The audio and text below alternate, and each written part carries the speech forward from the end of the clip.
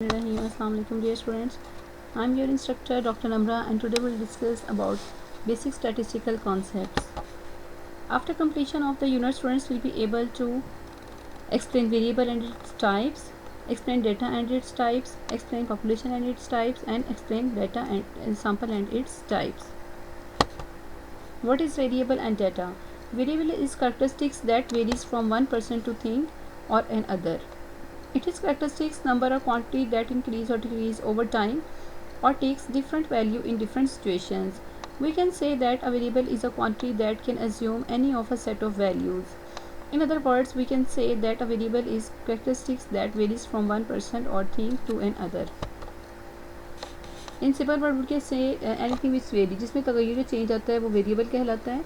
ठीक है. For example variable of humans are height, weight, age, number of siblings, country of birth, business, income, expenses, capital expenditure, marital status, eye color, gender and class grades. Types of variables. Variables can be categorized in three different ways: the causal relationship, the design of study, the unit of measurement. Variable and description. Independent variable, it is cause that brings changing in the situation. Dependent variable, it is change that occurred due to dependent variable. Extraneous variable, these are variables that affect dependent variables. For example, environment, motivation level. Intervening variables, it is a link between independent and dependent variables. Different types of types हैं हमारे पास यहाँ पे variables की. Independent वो होते हैं जो दूसरों पे इन्फ्लुएंस करते हैं, डोमिनेंट होते हैं जिसकी वजह से दूसरे जो है वो इन्फ्लुएंस लेते हैं, और डिपेंडेंट वो होते हैं जो दूसरों से इन्फ्लुएंस हासिल करते हैं. ठीक है. लेकिन वेदर कंडीशन है तो हमारे बॉडी टेम्परेचर इफेक्ट करती है, तो हम कहते हैं वेदर कंडीशन जो है वो इंडिपेंडेंट वेरिएबल है. ठीक है. या टेम्परेचर जो है वो इंडिपेंडेंट है जो कि हमारे पे इफेक्ट करता है, तो वो हमारी बॉडी टेम्परेचर जो है वो डिपेंडेंट वेरिएबल होता है. इस तरह टीचर की टीचिंग स्ट्रेटेजी स्टूडेंट्स की लर्निंग पे अफेक्ट कर रही है, स्टूडेंट्स की लर्निंग बूस्ट हो रही है, तो स्टूडेंट्स लर्निंग जो है वो डिपेंड कर रही है टीचर की टीचिंग स्ट्रेटेजी के ऊपर. तो एक्सट्रेनियस वेरिएबल होते हैं जो कि लाइक इन्वायरमेंटल फैक्टर है, मोटिवेशन है, एज है, टाइम है, जो कि कंट्रोल में नहीं होते, कन्फाउंडिंग वेरिएबल भी कहा जाता है. जबकि इंटरवेनिंग वो होते हैं जो दोनों वेरिएबल्स को आपस में कनेक्ट करते हैं. Design of study, a study that investigates causation or association may be controlled, a quasi experiment or an ex facto or non-experimental study. Normally there are two types of this category of variables: active variables, attribute variables हैं. Active variables कौन से होते हैं? An active variable is a variable that is manipulated by the investigator. It changes in a well-defined and carefully manipulated way over the course of an experiment. It is the opposite of an attribute or passive variable which cannot be manipulated.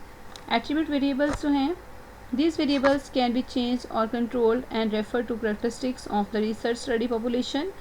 Demographic features like age, gender, education, qualification and income are arbitrary attributive variables. ठीक है. अब वो कह रहे हैं कि active variables कौन से होते हैं, इसके अंदर जो मैनिपुलेट होती हैं रिसर्चर के साथ, इन्वेस्टिगेटर की वजह से, और ये मैनिपुलेट करते हैं दूसरों के साथ, अदर वेरिएबल के साथ इन एक्सपेरिमेंटल स्टडी और अदर स्टडीज़ ऑल्सो. और ये एट्रीब्यूट वेरिएबल्स से जो है वो अपोजिट होते हैं, वो पैसिव होते हैं और ये एक्टिव होते हैं. ठीक है. जो एट्रीब्यूट वेरिएबल्स होते हैं ये जो है उसमें कुछ चेंज भी आ सकता है, तगय्युर भी आ सकता है, कुछ को कंट्रोल किया जा सकता है. ठीक है. और कुछ जो है वो कंट्रोल नहीं हो सकती, लाइक एज है, जेंडर है, एजुकेशन है, क्वालिफिकेशन लेवल है, इस तरह से. Some common types of variables: binary variables and categorical variables. These variables binary जो होते हैं, these variables take only two values. For example male और फीमेल, ट्रू और फॉल्स, येस और नो, इम्प्रूव और नॉट इम्प्रूव, कम्प्लीटेड टास्क और fail to complete a task.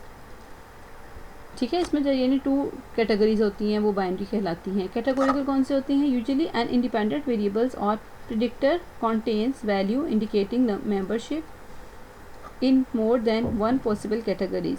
For example gender, male, female, marital status, married, single, divorce, widow और brand of product. ठीक है. जिसमें categories आ जाती है ना कि वो जिसमें ज़्यादा कैटेगरीज आती हैं, टू से ज़्यादा, तो वो जो है कैटेगोरिकल वेरिएबल्स जो हैं वो कहलाते हैं. ठीक है. ये किसी चीज़ को रिलेशनशिप को मेजर कर रही हैं या वो प्रिडिक्ट कर रही हैं. Confounding variables, a variable that has hidden effect on the experiment. ठीक है, ये भी साथ साथ चलते हैं, लाइक टाइम है, एज है, ठीक है, इसको confounding variable कहते हैं. एक्सपीरियंस का अनदर नेम जो है वो confounding variable है.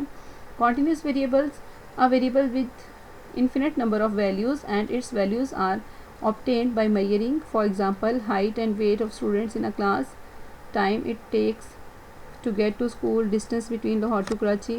तो continuous variable होते हैं जो कि जिसमें continuity आती है, लाइक टाइम्स है, कितना कितना टाइम टेकन है, कोई आप ट्रेवल कर रहे हो, या उसका डिस्टेंस कितना है, या वेट और हाइट कितनी है. Dependent variables, outcomes or responses of an experiment, and independent variables has direct or inverse effect upon dependent variables. In graph this is plotted on y axis. ठीक है, तो यूजुअली जो है ये डिपेंडेंट वेरिएबल जो है y एक्सिस पे जो है इसको प्लॉट किया जाता है. Independent variables, the variables that is manipulated by the researcher. In graph it is plotted on x axis. Nominal variable जो हैं, it is another name of categorical variable, जिसमें जो कैटेगरीज आती हैं like male, female, yes, no. Ordinal variables जो हैं similar as categorical variables but there is clear order.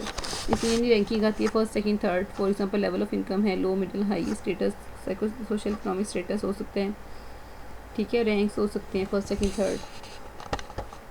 Interval variables, and interval variables is a measurement where the difference between two values is meaningful. The difference between the temperature of 100% and 90% is the same as 80% and 70%.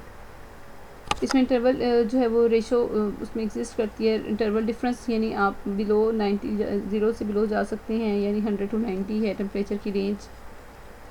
0 से below जाते हैं scale पे तो negative scale negative हो जाता है. ठीक है, माइनस डिग्री 1 पे आप चले जाते हो. Ratio variables like interval variable but has meaningful 0. For example, does amount, reaction, rate, flow rate, concentration plus weight and height and length. Less common types of variables: attribute variables, collider variables और covariate. Attribute variables कौन से होते हैं? Another name of for a categorical variables like in statistical software or a variable that isn't manipulated. ठीक है, इन design of experiment, जो कि categorical variable की तरह इसमें कैटेगरीज एग्जिस्ट करती हैं और ये पैसिव होते हैं. कोलाइडर वेरिएबल्स कौन से होते हैं? A variable is presented by a node on a causal graph that has paths pointing in as well as out. Covariate variable, similar to an independent variable, it has an effect on the dependent variable but is usually not the variable of interest.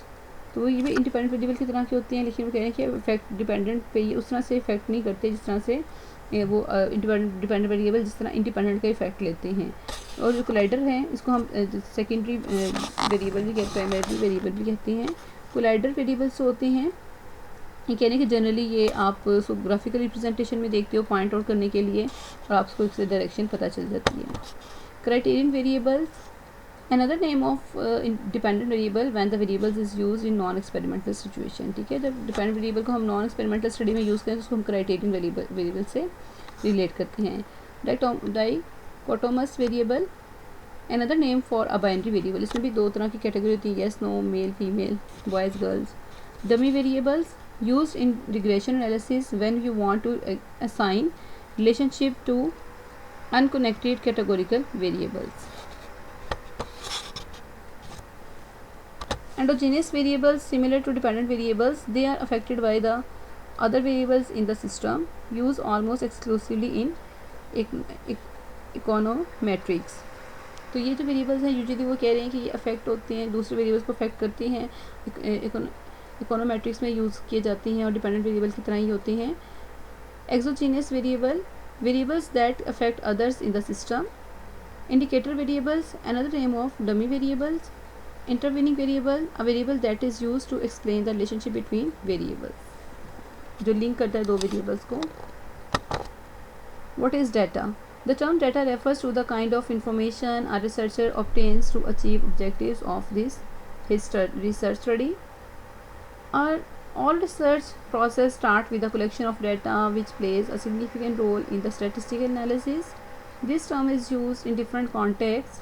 In general, it indicates facts or figures from which conclusions can be drawn, or it is a raw material from which information is obtained. Data are the actual pieces of information that you collect through your study. अब वो data जो है ये single word डेट्रम से निकला है और it is a plural form, और इसमें क्या होता है कि सोर्स ऑफ इन्फॉर्मेशन होता है जो आप रिसर्च स्टडी के लिए यूज़ करते हैं. इट माइट बी क्वांटिटेटिव और might be qualitative. Research process में जो हम कलेक्ट करते हैं जो और फिर डाटा उसका बहुत ज़्यादा इंपॉर्टेंस होती है कि आपकी स्टडी जो है नेचर ऑफ डिज़ाइन पे डिपेंड करता है कि आप डाटा किस तरह से कलेक्ट कर रहे हैं. ठीक है. और कहने से डिफरेंट कॉन्टेक्स्ट हो सकते हैं, क्वालिटेटिव में, क्वांटिटेटिव में, रॉ मटेरियल में हो सकता है. ठीक है. और या पीस ऑफ इंफॉर्मेशन हो सकते हैं इन क्वालिटेटिव स्टडी.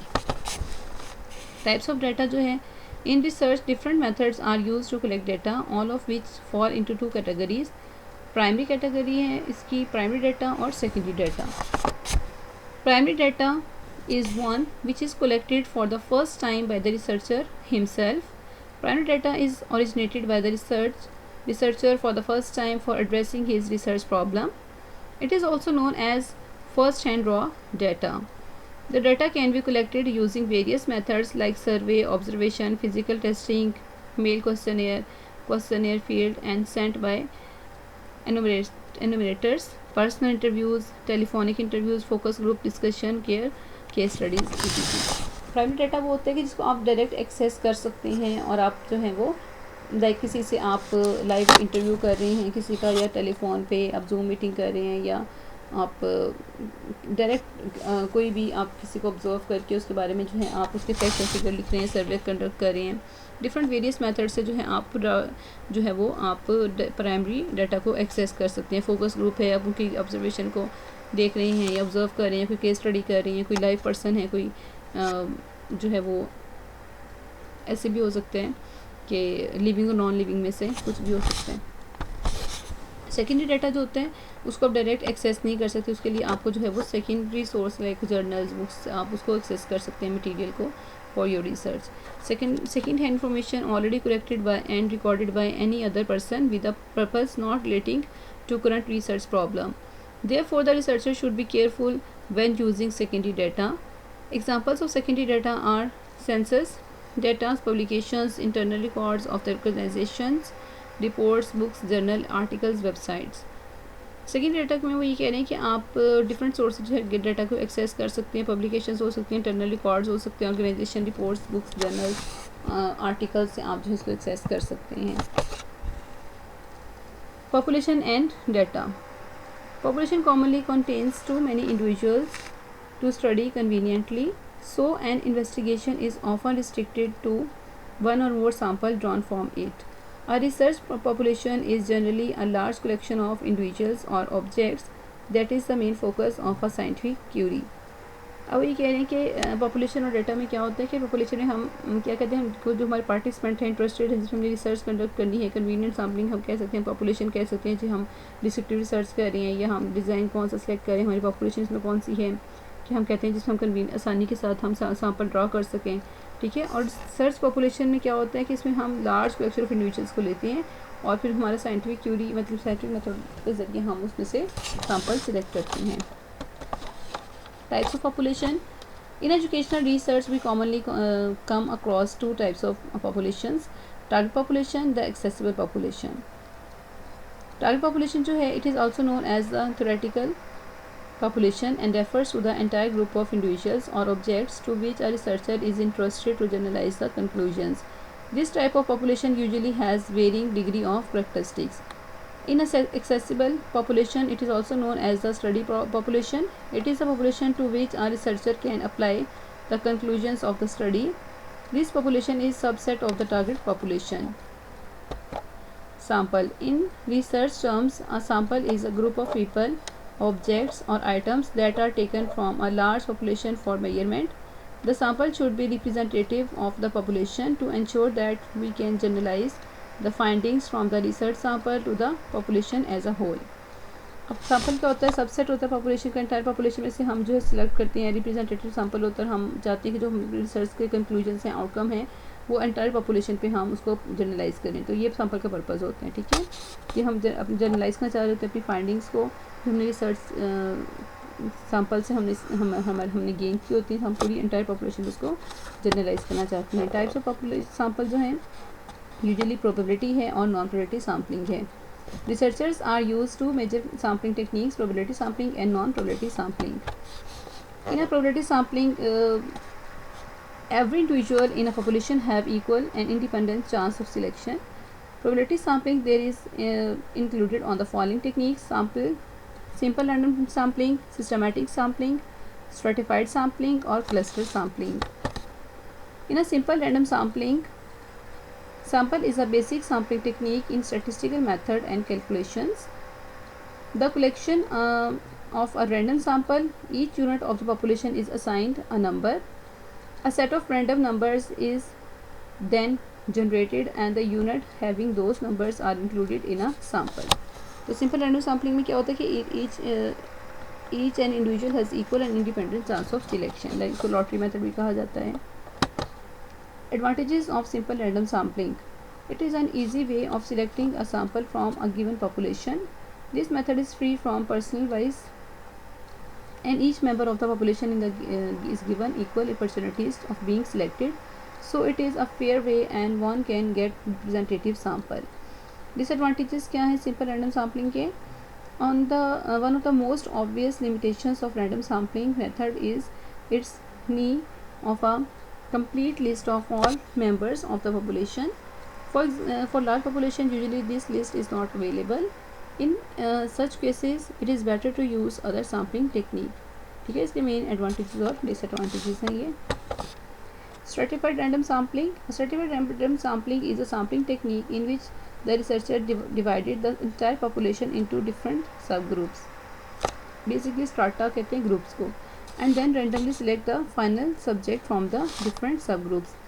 Advantages इनके क्या हैं?